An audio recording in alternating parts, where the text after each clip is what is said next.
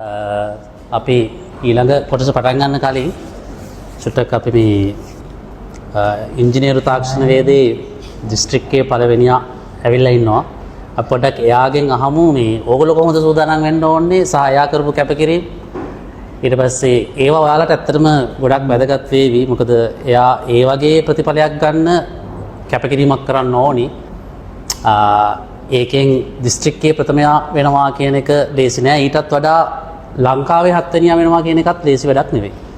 ඉතින් මහනුවර දිස්ත්‍රික්කයේ මම අර ඔයාලට කිව්වා වගේ ඕනෑම විෂය ධාරාවක ICT කරපු ළමයෙක් පළවෙනියා වෙලා තියෙනවා නම් ඒ ඔහු විතරයි. ඉතින් අපි ආරාධනා කරමු පොඩ්ඩක් ඔයත් එක්කලා කතා කරන්න කියලා. සුබෝදෑසන නංගි මල්ලි. මම හිතන්නේ මම දැකපු මුණු ගොඩක් අද මෙතන තියෙනවා. පළවෙනියටම මම කැමති අපේ ඉන්දික සර්ට ස්තුති ගන්න මේ වෙලාවේ. මොකද ආයි කැපකිරීමත් එක්ක ලැබුණු ජයග්‍රහණයක් ඉන්න මේක. පළවෙනියටම සර් එහෙනම් ස්තුතියි කියලා මම පටන් ගන්න කැමතියි මේ කතාව. මම හිතන්නේ මම O level වලට ICT කියන විෂය කරපු කෙනෙක් නෙමෙයි. මම සෞඛ්‍ය කියන විෂය කරලා තමයි A level වලට ආවේ IT කරන්න. ඒතකොට මම කිසිම දෙයක් IT ගැන ලොකුවට දැනගෙන හිටපු කෙනෙක් නෙමෙයි. මම පළවෙනියටම ආවෙත් සර්ගේ ක්ලාස් එකට දිගටම ආවේ සර්ගේ. මම හිතන්නේ එක ක්ලාස් එකක් වුණත් මට කට්ටුන්නේ නැහැ සර්ගේ ආපු විදියට. ඒ කැපකිරීමත් එක්ක සර් මුලින් ඉඳන්ම කියලා දුන්න තියරි කාරණායි ප්‍රැක්ටිකල් කාරණායි ඔක්කොම එකතු කරලා දැන් එන්න පුළුවන් වුණා මට.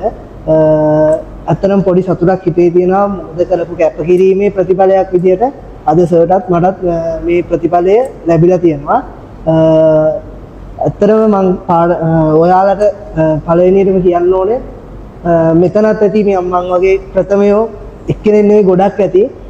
ඊළඟට මෙතනට එන්නේ ඊළඟ අවුරුද්දේ ඔයාලා. එතකොට ඔයාලගේ කැපකිරීම අනුව තමයි අනිවාර්යයෙන්ම මේ කතාව ගොඩ නැගින්නේ. දැන් ඔයාලා මං හිතන්නේ ගොඩක් අය හොඳම සර්ලා ගාවට රාශි යන්නේ. සර්ගේ කැපකිරීම කොහොම වුණත් ඔයාගේ කැපකිරීම නැත්තම් අනිවාර්යයෙන්ම මේ වගේ තැනකට එන්න බෑ. ඔයා අනිවාර්යෙන් දන්නවා ඔයාගේ හිතේ කොහේවත් තැනක ඇති දිස්ත්‍රික් ප්‍රථමයෙක් වෙන්න යුනිවර්සිටි එකට යන්න. ඒකට ඕන කරන හැමදේම සර්ලාගෙන් අනිවාර්යෙන් ලැබෙයි. හැබැයි ඒක සර්ලාගෙන් ලැබෙනවා වගේම ඔයාලගෙනුත් ඒ කැපකිරීම මේ විදිහටම තිබ්බේ නැත්තම් මං හිතන්නේ මොකද මේ වගේ තැනකට එන්න පුළුවන් කියලා. එතකොට නංගි මල්ලි පළවෙනියට කියන්න ඕනේ මං වැඩ කරපු විදිය ගැන ඔයාලට පොඩ්ඩක් කිව්වොත් නිදා ගන්න නැතුව වැඩ කරපු දවස් ගන්න කියන්න බැරි තරම්. මොකද සර්ලාත් එක්ක නයිට් ක්ලාස් ඉඳන් අපි වෙනම කරා. ඒ වගේම සර්ලා ගෙවල් වල ගිහිල්ලා ඒ විදියටත් වැඩ කරපු දවස් තිබ්බා. එතකොට මේ වැඩ කරපු විදියත් එක්ක කතා කරද්දී අර අමාරුයි කියලා අපි හිතන පාඩම් ගොඩක් මං හිතන්නේ වැඩ කිරීමත් එක්ක තමයි මට ලේසි වෙලා තිබ්බේ. ඔයාලා ගොඩක් කට්ටිය කියනවා මටත් හම්බුණාම Python අමාරුයි ඊට පස්සේ OS වගේ පාඩම් අමාරුයි කියලා.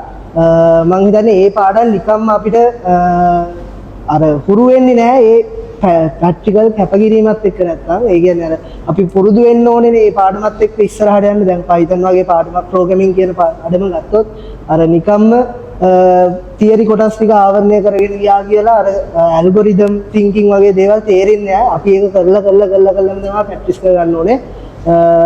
ඒ වගේ පාඩම් ඊට පස්සේ OS වගේ තියරි පැත්තට බර පාඩම් නිකම්ම පාඩම් හිතින් නැති පාඩම්. මොකද අපි එදිනෙදා අපේ වැඩවලට හම්බෙන්නේ නැති ගැඹුරු තියරි කොටස් ඒ වගේ තියෙන නිසා මම හිතන්නේ ඒ වගේ පාඩම් ගොඩක් අර වෙනම මයින්ඩ් එක හදාගෙන රිලැක්ස් කරගෙන පාඩම් කරන්න ඕනේ. ඒ පාඩම් කරන ක්‍රම සර්ලා ඔයාලට කියලා දෙයි. ඒ විදිහට වැඩ ගන්න. අනිත් කාරණේ තමයි පන්තියේ ඉද්දි පාඩම ගැන 100%ක්ම අවධානයෙන් ඉන්න. මොකද සමහර අපිත් එක්ක ආපු යාළුවෝම හිටියා පන්තියේදී වෙන වැඩ ෆෝන් වල එහෙම වැඩ කරපු කට්ටිය.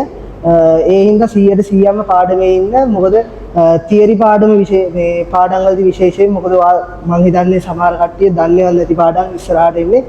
ඒ වගේම ඒ වගේ පාඩම් කරද්දී අපි අර මයින්ඩ් එක තැනක තිබ්බේ නැත්නම් ඒ පාඩම් ආය අපිට පාඩම් කර ටයිම් එක වේස්ට් කරනවා. ඒ වගේම පේපර්ස් කරපු එක ගැන කතා කරොත් මම හිතන්නේ සර්ත් එක්ක එකතු වෙලා ඔයාලා 2015 ඉඳන්ම පාස් පේපර්ස් ටික කරයි ඉස්සරහට. ඊට අමතරව අනිවාර්යෙන් ඔයාලා ඉස්කෝලේ ගිහිල්ලා ඒ වාර විභාග පේපර්ස් ටික ලියන්න. මොකද මම එක විභාගයක්වත් ඉස්කෝලේ කට් කරේ නැහැ. ඒ විභාගවලිනුත් ගොඩක් ඒවා විභාගයට ඇවිල්ලා තිබ්බේ. කියන්නේ අනුමාන විදියටම විභාගයට ඇවිල්ලා තිබ්බා. මං හිතන්නේ මෙතන එක එක ස්කීම් වල මල්ලිලා නංගිලා ඇති.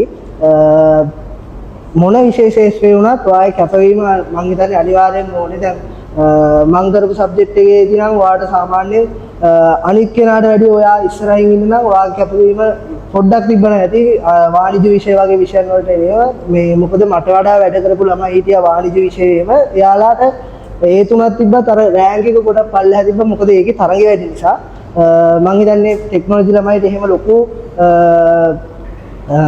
මේකක් නෑ. ඒ කියන්නේ අර තරගයක් නෑ. ඒ වුණාට තමන්ගේ කැපවීම තියනවා නම් ඔයාගේ ඉන්න තැනින් ගොඩක් උඩට එයි. වැඩ කරන්න කියන එක තමයි කියන්න තියෙන විශේෂයෙන්ම. එතකොට ඊට අමතරව මේ ක්ලාස් එකේ අනිවාර්යෙන්ම අවධානය 100%ක්ම තියාගන්න. ඔයාලගේ ප්‍රශ්න තියෙනවා නම් සර්ත් එක්ක කතා කරන්න. මොකද ගොඩක් ප්‍රශ්න තියෙන ළමයි අපරාධේ යාලා නිකන් ඒ ප්‍රශ්න නිසා මේවා වෙලා ගියා. පාඩම් ටික ගැන බය වෙන්න එපා. අනිවාර්යෙන් සර් එඩිට් කරලා දෙයි. අනිවාර්යෙන් අර වගේ ප්‍රෝග්‍රෑමින් වගේ ලැන්ග්වේජ් ඉගෙන ගන්න යද්දී ගොඩක් ඒ වගේට වැඩ කරන්න ඒවත් එක්කම ඔයා සර් වෙනම මම දැක්කා සර්ගේ තිබ්බ විශේෂත්වයක් තමයි අසයින්මන්ට් කියලා වෙනම අපිට Python ඉවර වුණාම වැඩපිළිවෙලක් ගෙනිච්චා. ඒවා සෙන්ඩ් කරන්න කියලා සර් එරර්ස් හොයලා එහෙම කරලා දුන්නා. මම හිතන්නේ මේ වැඩපිළිවෙල ඇත්තටම වටිනවා. මොකද විභාගෙදිත් අනිවාර්ය ප්‍රශ්නයක් නේ අපිට Python කියලා කියන්නේ ඒ වගේ වැඩවලදී. ඊටපස්සේ මෙතනින් එහාට ඒ කියන්නේ විභාගෙනුත් එහාට ඔයා ICT පැත්ත තෝරගන්නවා නම් අනිවාර්යයෙන්ම ප්‍රෝග්‍රෑමින් ලැන්ග්වේජ් දෙකක් තුනක් දැනගෙන ඉන්න එක හොඳයි කියලා සර් ඔයාලට කියන්නේ නැති. ඒ නිසා මම කියන්නේ දිගටම මේ වැඩෙත් එක්ක ඉන්න ඔයාලට අනිවාර්යයෙන්ම ඊළඟ පාර මං වගේ මෙතෙන්ට ඇවිල්ලා කතා කරන්න පුළුවන් වෙයි කියලා මට විශ්වාසයක් තියෙනවා. මොකද මම මේ එතන ඉන්න ගොඩක් අය එක්ක වැඩ කරලා තියෙන නිසා. එහෙනම් හැමෝටම මම සුබ පතනවා ඔයාලගේ අනාගතය සාර්ථක කරගන්න. සර්ත් එක්කට දිගටම ඉන්න. ක්ලාස් අතාරින්න එපා. ගොඩක් අය ක්ලාස් හොඳට වැඩ කරපු අය ක්ලාස් එක මාරු කරලා වෙනසලගේ හොඳයි කියලා ගිහිල්ලා එහෙම මාරු කරලා අපරාධයෙන් නැති කරගත්ත කට්ටිය හිටියා. ඒ වගේ ඔයාලා අතාරින්න එපා. මොකද ඔයාලා පටන් ගත්තා නම් වැඩේ අනිවාර්යෙන් ඒ වැඩේ ඉවර වෙනකම්ම මේකේ දිගටම ඉන්න. එතකොට ඔයාලාට අනිවාර්යෙන්ම පසුතැවෙන්නේ නැති වෙන්න රිසල්ට් එක අන්තිමේදී ගන්න පුළුවන්. එහෙනම් හැමෝටම ආයෙත් සුබ පතනවා. මේ ආයෙත් නැවත සර්ටත් ස්තුතිවන්ත වෙමි. මගේ කතාව අවසන් වෙනවා. එන සියලුම